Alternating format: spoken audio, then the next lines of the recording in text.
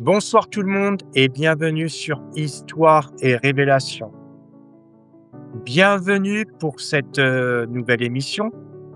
Ce soir, nous allons parler d'une maladie qui touche des milliers de personnes et qui reste pourtant encore largement méconnue, la sclérose en plaques.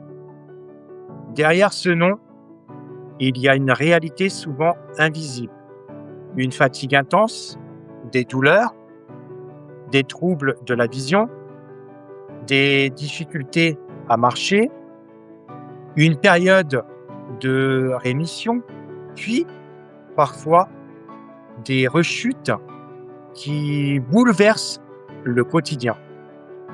C'est une maladie imprévisible qui oblige celles et ceux qui en sont atteints à réinventer leur vie jour après jour. Pour mieux comprendre ce que l'on vit réellement avec une sclérose en plaques, j'ai le plaisir de recevoir ce soir Christelle, qui a accepté de partager son parcours avec beaucoup de sincérité. Nous reviendrons sur les premiers symptômes, l'annonce du diagnostic, les traitements, les difficultés du quotidien, le regard des autres, mais aussi sur les ressources qui lui permettent d'avancer et de continuer à construire des projets malgré la maladie. L'objectif de cette émission est avant tout de donner la parole à une personne concernée afin de mieux comprendre cette maladie à travers son expérience. Si son témoignage peut aider, rassurer ou simplement permettre à d'autres personnes de se sentir moins seules, alors cette rencontre aura pleinement atteint son but.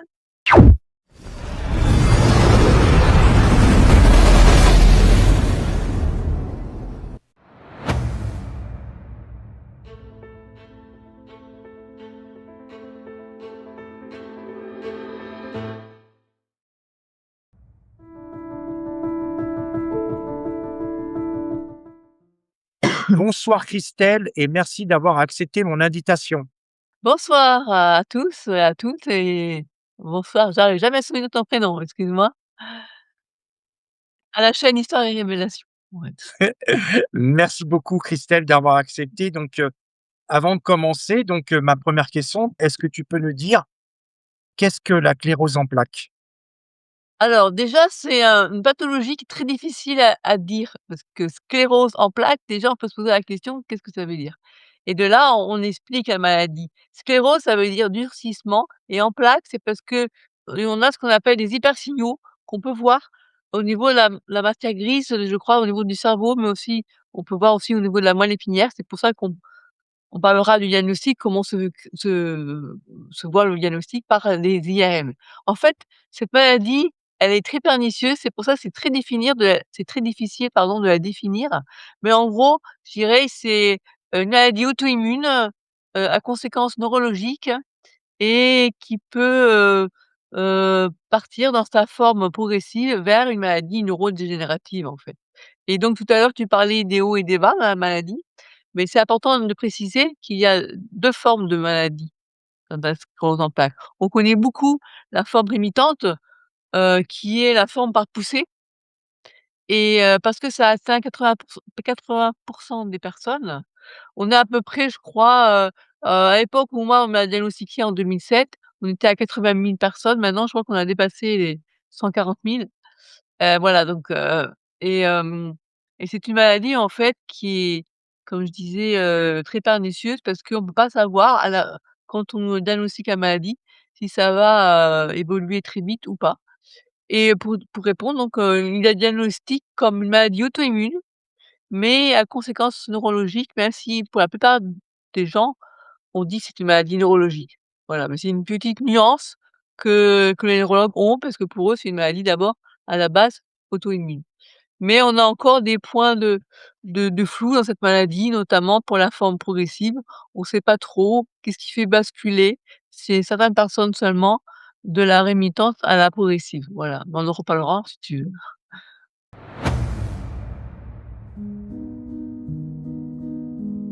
Est-ce que c'est une maladie qu'on sait, très vite, pouvoir la diagnostiquer?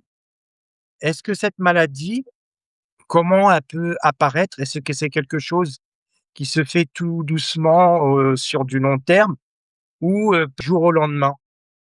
Alors, c'est une très bonne question parce que finalement, la réponse ça peut être les 2. C'est-à-dire qu'en fait, on peut très bien, du jour au lendemain, se réveiller et ne plus pouvoir marcher, hein, c'est un exemple, hein, parce qu'on est en pleine poussée, motrice et dans ce cas-là, le diagnostic, il va être assez rapide, hein, parce qu'on va pas nous laisser comme ça, trop longtemps et puis des formes plus ténues où ça peut commencer par des picotements dans les mains, des engourdissements. Moi, j'ai eu, des sortes d'anesthésie, je ne sentais plus la peau de ma tête ou la peau enfin la cuir chevelu en l'occurrence, ou la peau du ventre, c'est très, très particulier parce qu'il y a en fait, si tu veux, tu as toute une liste de différents symptômes possibles et selon les personnes et selon les poussées, on va avoir des symptômes différents qui vont apparaître. Donc si ça touche les jambes et bien, le diagnostic, il va être assez rapide, parce qu'on va s'en rendre compte. Si c'est, plutôt, un type, d'engourdissement ou de fatigue chronique comme moi ça a été pour moi, eh bien ça va être beaucoup plus long et on peut arriver à des diagnostics qui mettent beaucoup de temps et des personnes qui se retrouvent, face à leurs symptômes, aller voir des médecins qui vont leur dire: «Ah c'est rien, c'est dans votre tête». Ça c'est quelque chose que j'ai beaucoup entendu au début et aussi il faut dire qu'à une époque, comme il y avait pas de traitement au tout début ou que le diagnostic était plus compliqué à faire, on retardait les médecins, je pense, ils étaient pas pressés de dire à la personne que c'est une sclérose en plaques. Donc ils aimaient bien attendre que vraiment ils soient sûrs d'eux. Voilà, ils n'allaient pas dire: «C'est peut-être une sclérose en plaques, mais on va attendre un petit peu».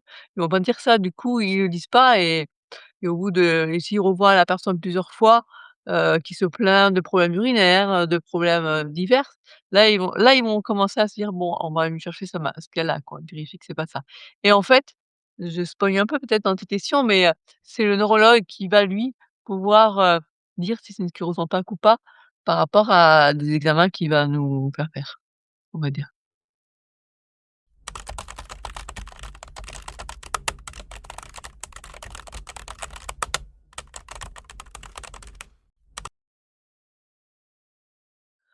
Alors, bon déjà, il y a pour moi la barrière du généraliste à passer. C'est-à-dire qu'en fait, pour moi ça a été très long, c'était de passer devant le neurologue. Donc moi pour moi ça a pris des années avant que le généraliste me dise: «Bon là c'est sérieux, allez voir un neurologue» et ce qui s'est passé, c'est qu'ils ont mis beaucoup de temps avant de me dire d'aller voir un neurologue et quand ils m'ont dit d'aller en voir un, ils m'ont dit: «Vite, vite, c'est urgent». Là j'ai dit: «Attendez, ça fait depuis des années, je vous dis que c'est rien, c'est le stress», bref. Et pour répondre à ta question, moi, comment ça s'est passé pour moi? C'est-à-dire que quand j'ai vu le neurologue pour la première fois, il m'a dit par la suite qu'il a suspecté tout de suite la sclérose en plaques. Et moi, j'ai aussi, je l'ai suspecté parce qu'il m'a demandé à passer 2 IRM, une IRM cérébrale, une IRM médulaire et dessus, il y avait marqué myéline, point d'interrogation. Alors, je l'ai pas expliqué tout à l'heure, c'est important de le dire. Quand je te disais c'est une maladie auto-immune, en fait, je vais te dire plus concrètement en quoi ça consiste.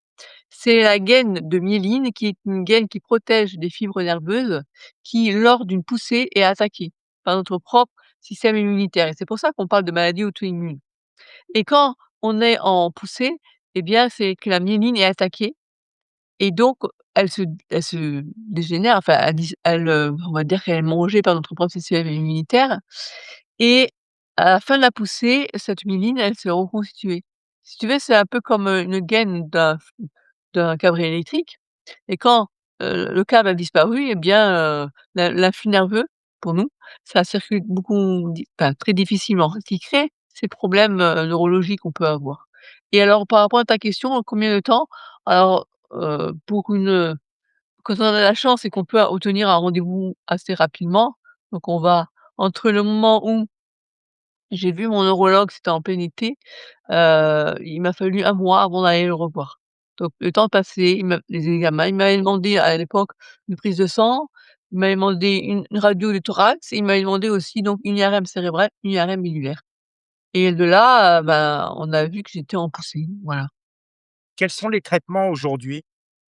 Alors, avant de te répondre à cette question de aujourd'hui, j'ai envie de te dire, comme moi, on m'a diagnostiqué la maladie, il y avait que 2 traitements. C'est ce qu'on appelle les traitements de fond, parce que quand tu parles de traitement, c'est important de préciser qu'il y a 2 types de traitements. Il y a le traitement de la poussée qui est, pour, sortir de cette, crise de maladie, on va dire. J'expliquerai un peu, si tu veux, ce que c'est qu'une poussée. Et ensuite, le traitement de fond pour éviter les récidives, les rechutes, enfin les comment D'accord. te dire ça? La période de d'inflammat en fait, si tu veux, quand même peut-être, te dire ce que c'est qu'une poussée, c'est une période inflammatoire. C'est-à-dire, c'est au moment où la gaine de myéline est attaquée par notre maladie, enfin notre propre système immunitaire.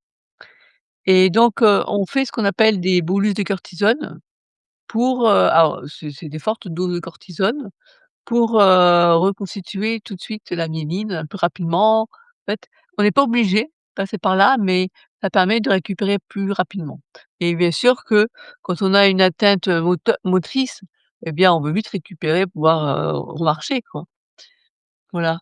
Et les traitements de fond après, donc tu as pour, si tu veux, on a comme traitement actuellement, on a à une époque, il y avait pas des traitements oraux. Moi, quand j'ai été diagnostiquée en 2007, il y avait que 2 traitements. Il y avait l'interféron et la Copaxone, qui est une acide aminé, et dans les 2 cas, ça permettait d'éviter, la survenue des poussées, enfin l'éviter. On va dire que ça réduisait de 30 à l'époque, c'était ce qu'on m'avait dit, de 30 le risque de poussée.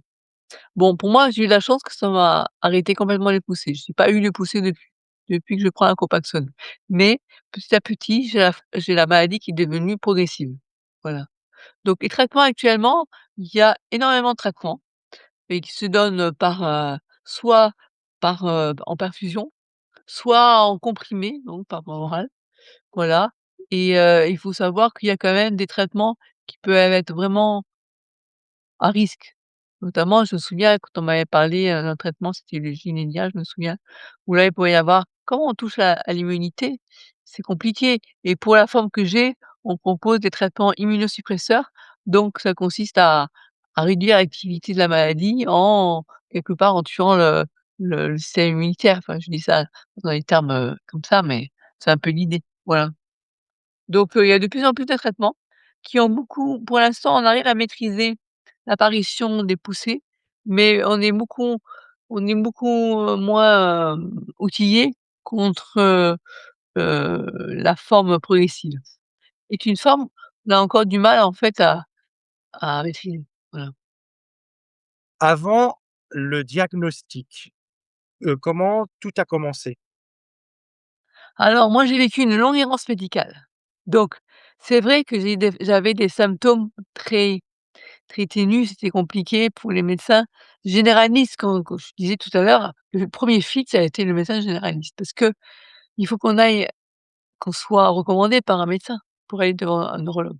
C'est pas de soi-même: «Tiens, on pense, ah bah oui, c'est neurologique». Non, on comprend pas, et puis c'est des petits symptômes. En plus, moi, ça a commencé par la fatigue, des petits des picotements dans les mains, des problèmes visuels aussi, il y a eu. Même mon ophtalmologue n'a pas compris, parce que comme j'ai une forte un fort astigmatisme, ils ont pensé que c'était les lunettes, qu'il fallait les changer, enfin voilà. Donc ça a été très compliqué. Hem, donc je sais plus, redemande ta question parce que là je suis partie sur ça, mais je sais plus ce que je voulais. Alors, donc ma question c'était avant le diagnostic, comment tout a commencé? Et bah, en fait, ça a été très long. Ça a été très long, j'ai vécu plein de poussées, sans savoir que c'était des poussées, en étant toute seule par à faire devoir faire face à ça, et j'avoue que du coup, l'annonce du diagnostic n'a pas été vécue de la même manière que tout le monde, parce que autant la plupart des gens, enfin je dis ça, mais il y a aussi des gens qui ont vécu comme moi, hein, des longues errances médicales, qui comprennent pas, ils ont des symptômes, le médecin dit: «On trouve pas, donc c'est rien». Mais ils ont tort de penser que parce qu'ils trouvent pas qu'il y a rien, et donc du coup, bah, j'étais seule à vivre ces poussées, et je sais que j'ai vécu des poussées, comment? Parce que quand on en a fait faire les premières IRM, le résultat, il y avait déjà des plaques anciennes, et ça, ils peuvent le voir après. Il y avait une douzaine de plaques, ça veut dire j'avais une douzaine de poussées. Voilà. Donc comment ça se passait avant le diagnostic? On est malheureux, je crois, et on est anxieux aussi. parce qu'on comprend pas, on a des symptômes, personne nous entend, ne nous croit. Bon, moi, j'ai été voir le médecin généraliste, pendant la période où j'avais des symptômes urinaires. On fait passer une SCBU, il y a pas d'infection urinaire, bah, voilà, ça s'arrête là. Après je lui disais: «J'ai du mal à marcher, j'ai l'impression que la cheville elle part de travers». Bon et puis il y a qu'à la fin où quand j'ai commencé à faire des chutes, et là on m'a dit: «Vous êtes trop maigre». Oh, j'ai dit: «Attendez, c'est pas parce que je suis trop maigre que je tombe». Et puis il y a un moment donné où je tapais le poing sur la table en disant: «Écoutez, trouvez ce que j'ai parce que j'en peux plus». Et là ils m'ont fait passer le test de Babinski qui consiste c'est facile, hein. Si quelqu'un qui veut se demander s'il a la sclérose en plaques, il faut demander à quelqu'un quand on a le pied, la boule plantaire, quand on fait un signe comme ça, en principe, si je me trompe pas, on doit avoir les orteils qui se mettent en arrière. Et si on se fait comme ça, c'est qu'on a un problème neurologique. Donc c'est un test tout simple. Si on le savait, eh ben, on pourrait dire aux généralistes: «Allez voir, faites-moi le signe de Babinski». Voilà, c'est un bon conseil là que je donne aux personnes qui sont en attente de diagnostic. C'est comme ça D'accord. que le médecin généraliste peut voir s'il y a un problème neurologique ou pas. Encore une fois, c'est pas une maladie neurologique, mais à conséquence neurologique donc voilà, donc il faut tomber sur des généralistes qui sont un peu éveillés à la souffrance du patient, qui vont pas te dire: «Ah c'est bon, c'est dans la tête». Parce que je lui dis: «Même si c'est dans la tête, c'est quand même important de l'écouter, d'aller faire des vérifications». Voilà. Moi, ça m'est arrivé qu'on me demandait si ça peut être la sclérose en plaques. Alors pour moi, c'est difficile de dire oui, ça peut l'être ou pas, mais il faut pas hésiter à insister auprès de son médecin généraliste en lui disant: «Écoutez, là, vous devriez quand même me faire passer des examens parce que je sens bien que j'ai quelque chose». Faut vraiment pas hésiter, je pense. Est-ce qu'une personne qui a subi un trauma vraiment, important, est-ce que cette personne, elle peut déclencher une sclérose? Alors c'est une question qui est souvent débattue, on va dire. Déjà, de manière plus globale, on parle est-ce que le stress peut déclencher une poussée? Alors, de plus en plus, on dit que oui, on dit que oui. Après, sur ta question sur le trauma, en fait, il y a 2 choses. Il y a déclencher une poussée et déclencher la maladie. Tu vois un petit peu la différence? Et en même temps, je dirais que, hem, on dit souvent que la maladie est factorielle, c'est-à-dire il y a pas une seule cause. On voilà. Mais, il y a notamment un article dans le quotidien du médecin qui avait été diffusé, qui disait qu'il y avait, par exemple, des personnes qui, dans l'enfance, ont vécu des maltraitances, que ce soit, sexuelles ou physiques, qui ont 60 de «chance» entre guillemets, hein, de déclarer la maladie à l'âge adulte. Donc oui, il y a des liens qui peuvent être établis entre les 2. Oui. Après, c'est pas tout le monde qui se ressent pas qui ont eu la maltraitance ou un trauma. Mais le trauma peut être, un déclencheur quand même, je pense, hein. Est-ce que ça peut être une aussi une maladie génétique? Alors non, alors actuellement on dit que non, mais on dit qu'il pourrait y avoir quand même des terrains, dans les familles, on retrouve, des scléroses en plaques. On retrouve aussi des SLA. Moi, ma mère elle est morte de la SLA. J'ai ma tante qui a eu le Parkinson, le syndrome de Parkinson.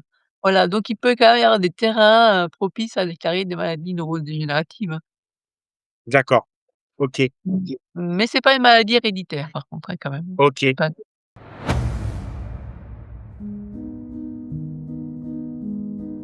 c'est Et pas donc du coup, pour toi, aujourd'hui, comment, la maladie se manifeste-t-elle, chez toi?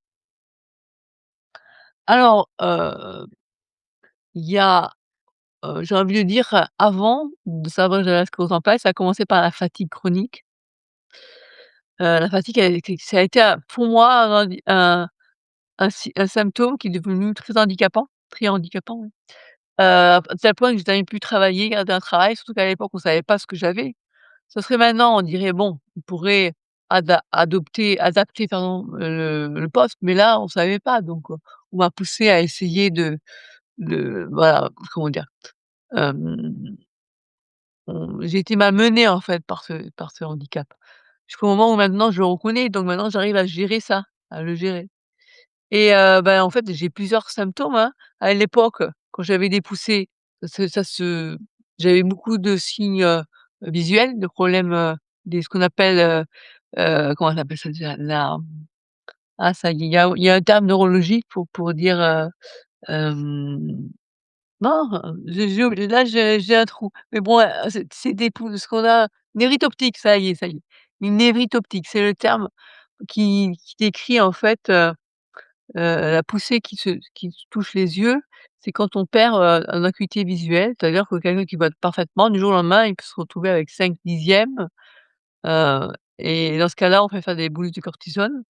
Il peut y avoir aussi des troubles moteurs, il y a même des gens qui ont du mal après à parler. Heu, bon, moi j'ai eu des poussées au niveau des yeux et au niveau moteur et maintenant je suis plus en phase de poussée, mais en phase, secondairement progressive. Alors par rapport à la phase d'emblée progressive, c'est que moi j'ai eu des poussées avant de passer en progressive et maintenant ça veut dire que par rapport à la phase rémitante où ça fait si tu veux, où tout va bien et puis hop, tu as le pic de la maladie, puis ça régresse, hein. Quand tu sors de la poussée, c'est comme si tu avais tout récupéré, sauf qu'au bout d'un certain temps, tu récupères de moins en moins bien. Et puis il y a un moment où, au bout de près de 15 ans, 20 ans, chez certaines personnes, pas chez toutes les personnes, on peut passer en secondaire progressif. Dans ce cas-là, et ben, en fait, tu es comme ça. C'est-à-dire qu'en fait, tu récupères plus. Donc tu cumules, tu cumules, tu cumules et même sans pousser. C'est-à-dire en fait, pour moi, je dirais j'ai envie de dire des fois c'est une poussée en continu, mais en réalité c'est plus une poussée. C'est des symptômes qui apparaissent ou qui s'aggravent petit à petit et il y a plus de rémission. Donc faut arriver à vivre avec et du coup il y a des traitements pour aider à mieux vivre avec la maladie. Donc c'est encore une autre phase, tu vois? La fatigue est souvent décrite comme invisible, mais écrasante. Comment la vis-tu au quotidien? Alors moi, la fatigue étant un des premiers signes de la maladie, je dois vivre avec depuis très longtemps et au début, j'avais, comment dire?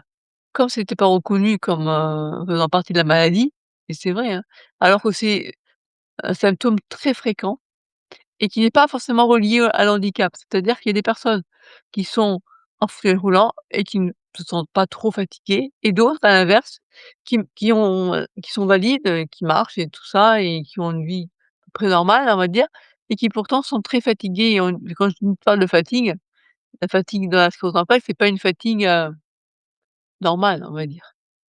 Donc il faut savoir qu'on a la fatigue liée à la sclérose en plaques à laquelle s'ajoute la fatigue normale.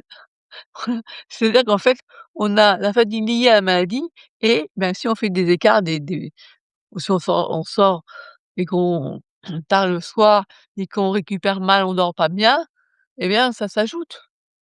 Donc alors pour arriver à la gérer, eh ben, déjà, je n'essaye plus de la forcer, c'est-à-dire qu'en fait, je vais l'écouter. Alors qu'avant, je me disais, bah, même à l'extérieur, on me disait: «Bah, c'est bon, que ça tu vas t'y faire, t'inquiète pas, c'est normal d'être fatigué quand on travaille au début». Et puis maintenant, je sais que dans la journée, c'est plutôt le matin que j'ai l'énergie, l'après-midi, le soir, un peu moins. Quoique, moi, j'ai tendance à me coucher tard, du coup, j'ai des pics. Si tu veux, en fait, il y a une personne une fois qui m'avait dit: «Par rapport aux personnes, normales» entre guillemets, hein, c'est difficile de décrire les personnes qui n'ont pas la sclérose en plaques, on va dire. Eh bien, en général, on a de l'énergie toute la journée. Puis de temps en temps, on a des petits coups de barre. Bah, nous, c'est plutôt l'inverse. On est tout le temps fatigués et de temps en temps, il y a des coups d'énergie. Des moments où ça va mieux. Il y a des personnes qui me disent ça, voilà. Bon, pour moi, ça me fait plutôt que le matin, en général, ça va mieux, mais on est vite fatigué et la fatigue, elle va pas forcément disparaître, en se reposant, même si ça aide, bien sûr, mais voilà. Donc la dé gérer la fatigue, c'est pas évident, mais on apprend à le faire et surtout à déléguer aussi, à se faire aider parce que et puis il faut pas hésiter à dire à la personne, «Là, je t'avais dit, OK pour ce soir, mais finalement, je suis fatigué». On fait pas toujours des amis, en fait, parce que les gens, il faut vraiment avoir des amis qui soient compréhensifs. Être bien entouré. As-tu dû renoncer à certaines activités à cause de la maladie? Ah bah, forcément les activités, on va dire, bah, par exemple danser, ça c'est compliqué quand on est en fauteuil roulant. Hem, c'est ça, sortir toute seule, c'est compliqué, essentiellement ça et puis bon, on fait des il y a des deuils à faire, hein. Le deuil, c'est, bah, voilà, je pensais, pouvoir, comment dire? On voilà, on avait des rêves, d'être un petit j'allais dire, comme tout le monde dans le sens, même si les gens ils se plaignent du métro boulot dodo, bah, moi c'est jamais un truc que j'aurais pu vivre parce que ma maladie est atypique. Mais c'est pas grave, on trouve, notre propre normalité, on va dire. Ouais.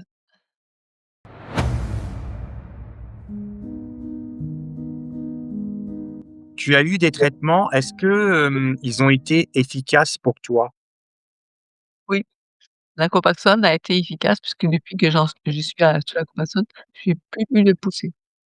Mais après la phase, la maladie est passée en mode progressif donc ça a permis de faire la transition en tout cas.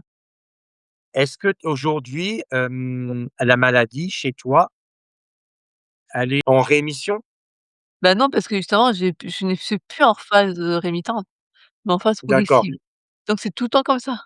Mais ça va pas trop vite, mais ça monte quand même. Je suppose qu'on doit adapter constamment ton traitement? Justement le problème c'est que dans cette forme-là, il y a pas de enfin, D'ac si tu veux, il y a des traitements pour la phase rémitante. Pour les traitements progressifs, bah, la seule chose qu'ils ont, c'est de proposer de suppression de l'immunité, des traitements suppresseurs de l'immunité et moi, j'en avais pas voulu.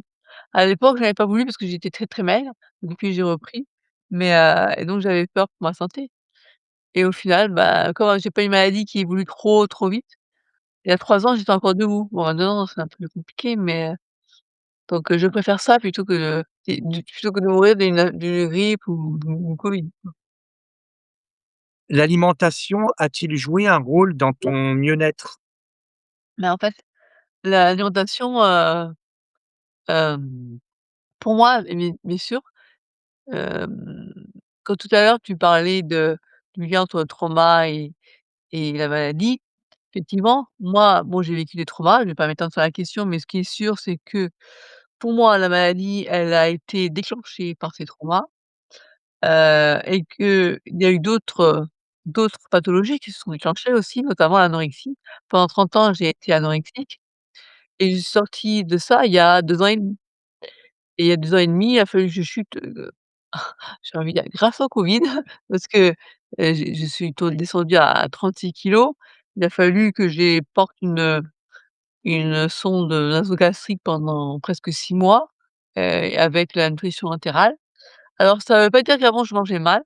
L'alimentation, je m'alimentais bien mais de manière anorexique quoi, donc je mangeais pas assez. Et depuis, j'ai appris à alimenter mon corps, comment dire? Dans des doses, c'est-à-dire en fait mon estomac a été rééduqué. D'ailleurs je sais qu'on m'a dit que la sonde, contrairement à ce qu'on pense, peut aussi aider les personnes qui vivent à l'inverse la boulimie. Ça aide l'estomac à se réguler en fait, on a régulé mon estomac et du coup maintenant je mange dans des proportions normales. Et moi il y avait mon médecin neurologue qui m'avait dit: «C'est important Christelle d'avoir un poids correct, parce que pour la maladie, ça aide quoi, de pas avoir de pathologie à côté». Parce que c'est ce qu'on appelle la comorbidité, c'est compliqué. Et en même temps, je me suis rendu compte que je buvais pas assez, donc j'étais déshydratée, dénutrie, c'était compliqué, donc pour la maladie, ça aidait pas, quoi. Donc oui, l'alimentation, dans mon mieux-être, c'est important. D'ailleurs, maintenant, je me rends compte que quand les gens, ils mangent mal, je me dis: «Mais comment ils font pour manger mal?» Parce que moi, mon estomac, il a toujours été habitué à manger des choses de qualité et manger des choses trop industrielles, bah, je ressens tout de suite, les conséquences sur mon corps et je le ressens. Alors, dans la maladie, on parle souvent ce qu'on appelle les méthodes, du type, sans laitage, donc sans produits laitiers, sans pain. Bon, chacun fait ce comme il veut. Moi, personnellement, bon, déjà, ça n'a pas été reconnu, en tout cas scientifiquement pour les gens qui ont la sclérose en plaques, hein. Après, les gens qui veulent essayer, ils essayent. S'ils peuvent le faire et que le médecin ne déconseille pas, bah, qu'ils le fassent.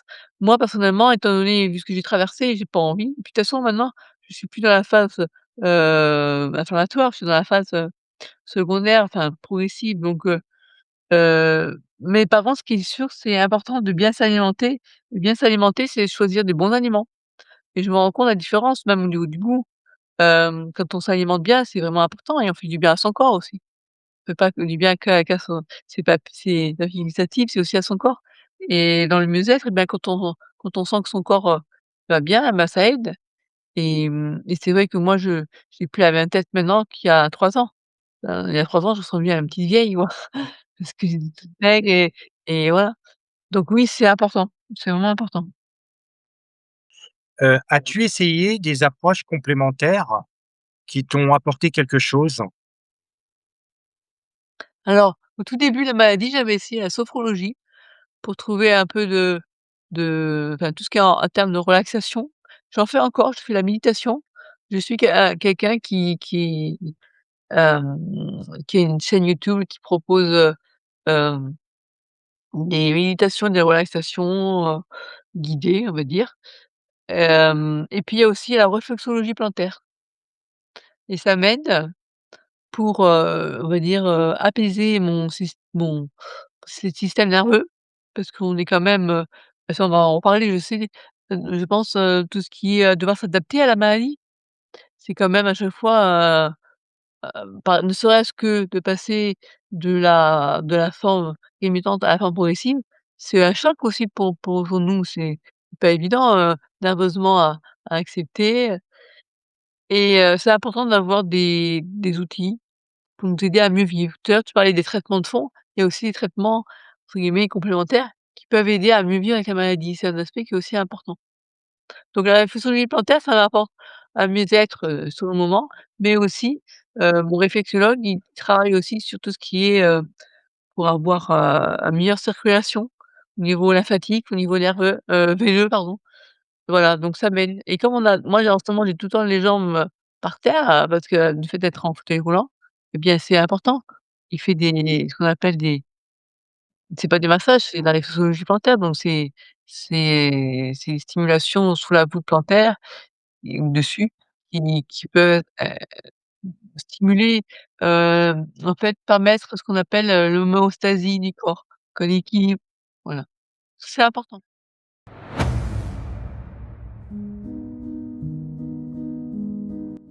Hem, Est-ce que tu t'es sentie parfois, sentie incomprise parce que la maladie est souvent invisible? Alors, ça, c'était surtout dans la partie où vraiment quand elle était invisible. Bien sûr, il y a eu je pense à quand tu me poses cette question, je pense à un événement, qui m'était arrivé, dans la période où je savais que j'avais une sclérose en plaques, mais j'avais pas encore moyen de le montrer et comme ça se voyait pas, il y a notamment, je pense à une fois en particulier où je devais aller chercher du pain dans un magasin et j'étais en train de faire la queue, il y avait beaucoup de gens et à ce moment-là, ils ont ouvert une nouvelle caisse et moi, bah, je me suis vite dépêchée pour aller dans cette caisse parce que je voulais essayer d'éviter d'avoir à rester debout trop longtemps. Il y a un monsieur, un peu âgé qui était devant moi, enfin devant moi non, qui était à côté de moi. Moi je suis allée plus vite que lui, je suis arrivée devant et il y a un jeune qui ou pas forcément jeune d'ailleurs, qui m'a dit: «Vous avez pas honte? C'est devant la personne âgée, laissez-lui la place et tout». Puis moi je lui ai dit: «Je suis désolée, ça se voit pas mais j'ai une sclérose en plaques et moi je peux là je suis debout mais dans 5 minutes c'est pas dit que je tombe par terre». Voilà, donc c'est ça qui était difficile à faire comprendre, par exemple. Ouais. Bah, il pourrait venir me voir, «Vous pourriez pas me laisser la place à» mais là, je dois expliquer gentiment: «Bah oui, mais une fois, je t'ai retrouvé face à un petit vieux qui dit: «Moi moi je suis handicapé». Je dis: «Bah moi aussi je suis handicapé, on fait comment?» On fait la queue tous les 2 donc je lui dis: «Allez-y, passez devant moi». Voilà, mais bon, ça peut être comme Quel regard portes-tu sur les remarques du type: «Tu n'as pas l'air malade»? alors celle-là, on m'a rarement faite quand même parce que j'avais l'air malade. En fait, moi, ce qui m'énervait, c'était surtout quand on me disait: «Tu as l'air fatigué». Quand on dit qu'on faut pas jamais dire ça à une personne qui a sclérose en plaques, tu as l'air fatiguée, parce qu'elle le sait déjà qu'elle est fatiguée, qu'elle a l'air fatiguée. Tu as pas l'air malade. Ça, c'est plutôt pour les gens qu'on n'arrive pas à croire au début, qu'on enfin, quand la maladie est au stade invisible et comme s'il fallait prouver qu'on a une maladie, quoi. Donc hem, que bah, en fait, le regard que je porte, c'est, méfiez-vous des apparences. Méfiez-vous des apparences, mais ça, c'est les gens qui sont enfin, je vais pas dire qu'ils sont bêtes, mais il y en a qui sont bêtes, oui, on peut dire. tu pas l'air malade. En fait, la maladie, bah, voilà, il y a des ma il y a et la sclérose en plaques, c'est pas la seule maladie qui se voit pas, hein. Il y a des gens qui souffrent d'autres choses, hein, Oui. d'endométriose ou autre et tu pas l'air malade et puis voilà et puis des fois, c'est pas celui qui a pas l'air malade qui est le moins malade d'ailleurs, hein. As-tu parfois ressenti de la solitude face à la maladie? Alors, je sais pas si c'est face à la maladie ou avec la maladie, en tout cas, oui, la maladie, elle peut isoler, malheureusement, beaucoup. D'une part, par exemple, tout à l'heure, je parlais de la fatigue. Une personne fatiguée, on va l'inviter une fois, 2 fois, peut-être pas 3 parce qu'il y aura là, elle va pas venir parce qu'elle est fatiguée ou il y a ça et puis, par exemple, là, en fauteuil roulant, c'est plus compliqué de suivre quelqu'un, quoi. D'ailleurs, je m'en rends peut-être, mais dans mon appartement, je suis coincée plus ou moins parce que la porte, elle est lourde, je peux pas sortir toute seule. Donc la solitude, alors maintenant, heureusement, il y a internet, franchement ça aide. Si ça aurait été il y a 30 ans, je dirais pas la même chose, je serais encore plus isolée, je pense. Voilà. Mais oui, oui, la maladie, elle peut isoler et en même temps, elle peut aussi, permettre des rencontres. Parce que voilà, entre nous, on peut se contacter, l'avantage c'est que qu'entre personnes qui ont le même vécu, on peut se comprendre. Donc je crois que c'est une question de verre à moitié plein ou moitié vide. Oui, il y a des moments où de solitude, il y a oui, aussi des moments où on peut faire de belles rencontres grâce à la maladie, donc c'est pas freinant. Yes. Vraiment la ma ouais.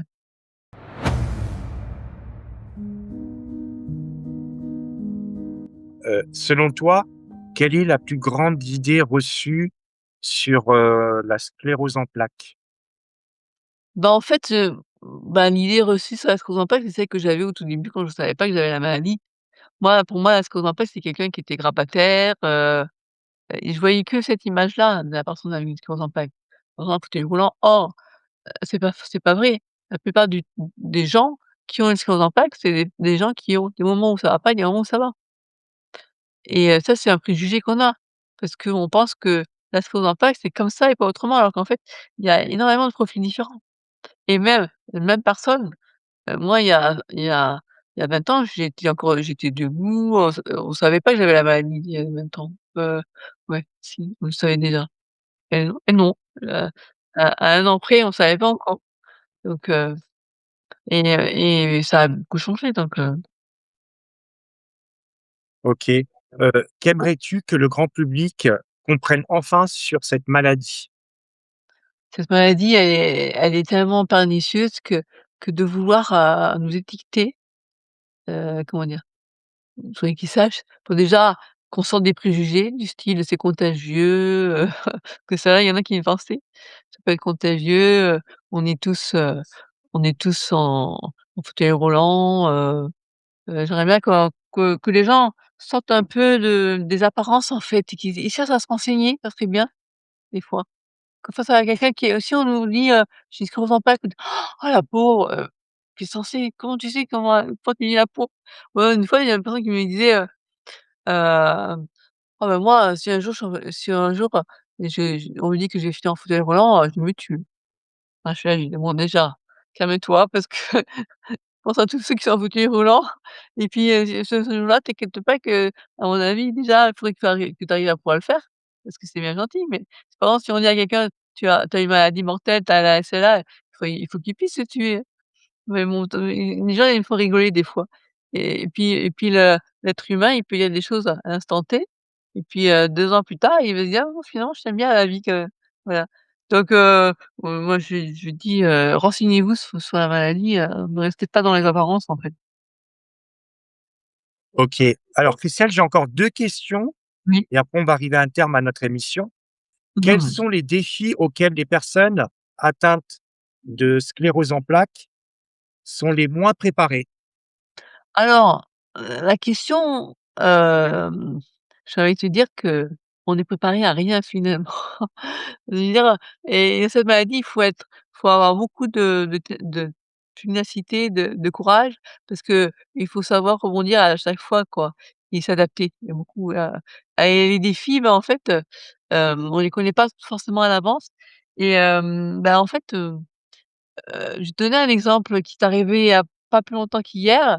et ça j'étais pas c'est un défi, dont je m'étais auquel je m'étais pas préparée, c'est que, je demande à ce que, dans la résidence, il y ait une porte, d'ouverture automatique. Et donc moi je lui dis: «Bon, la porte actuellement est trop lourde, tout le monde se plaint qu'elle est trop lourde, faut la changer». On obtient, la garantie pour la faire changer, OK. Donc il y a le gars du syndic qui propose, bah, puisque moi je demande à avoir une ouverture automatique, qu'on en profite pour changer la porte qui est en phare. Une porte avec enfin, qui soit facilement, ouvrable pour moi, quoi. Eh bien, ils refusent, ils veulent pas parce que pour les problèmes de sécurité, qu'ils préfèrent avoir une porte manuelle pour qu'ils puissent vite, vite refermer s'il y a un SDF qui les poursuit, mais moi, ça me dérange pas. Donc et ça c'est un défi pour moi parce qu'il faut que j'arrive à me faire entendre et à OK. faire entendre mes difficultés. Voilà. Ben, du coup, ma dernière question, qu'est-ce qui te donne aujourd'hui de l'espoir? Alors, bah, la recherche avance. Il y a pas encore assez, comment dire? Il faut que les gens donnent pour la recherche ou du moins ou que la recherche s'intéresse plus aux formes, on va dire atypiques, ce qui est difficile parce que le laboratoire il s'intéresse plutôt aux gens qui ont les mêmes choses. Mais bref, pour les formes progressives, ça serait bien, que ça continue parce qu'il y a eu quand même des progrès, hein, c'est clair, hein. Et puis sinon l'espoir, bah, moi j'ai espoir pour les personnes nouvellement diagnostiquées, parce que maintenant on arrive à bien agir sur la forme par poussée. Voilà, donc ça donne l'espoir et puis il y a aussi l'aspect, de mieux vivre avec la sclérose en plaques. Mieux vivre avec la sclérose en plaques, c'est déjà d'être mieux compris. Donc pour ça, il faut parler comme tu fais là, de des interviews où on parle mieux de la sclérose en plaques, qu'on sorte des préjugés et ça donne de l'espoir, je pense. Christelle, je te laisse le mot de la fin. Ben, moi, j'ai envie de dire aux personnes qui ont la sclérose en plaques ou qui qui sont en attente de savoir, déjà, pour ceux qui sont en attente de savoir, je comprends par où ils passent parce que moi, je suis passée par là aussi, c'est très angoissant.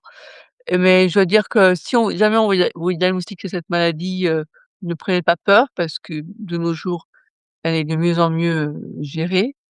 Et pour ceux qui sont des vieux comme moi, des vieux de la Scodompac et bien, c'est important de pas rester seul, voilà, ce serait vraiment ça. De sortir de pas rester enfermé dans cette maladie, voilà.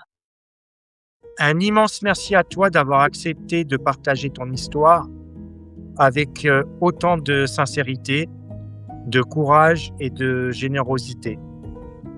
Ton témoignage nous rappelle qu'au-delà de la maladie, il y a avant tout une personne avec ses combats, ses doutes, mais aussi sa force et son envie de continuer à avancer. J'espère que cette conversation aura permis de mieux faire connaître la sclérose en plaques, de déconstruire certaines idées et surtout d'apporter un peu d'espoir à toutes les personnes qui vivent avec cette maladie ainsi qu'à leurs proches. Donc, encore une fois, merci Christelle d'avoir accepté mon invitation. Donc, n'oubliez pas de partager, de liker la vidéo et surtout de partager à vos proches. Merci beaucoup et je vous dis à très bientôt pour une nouvelle émission.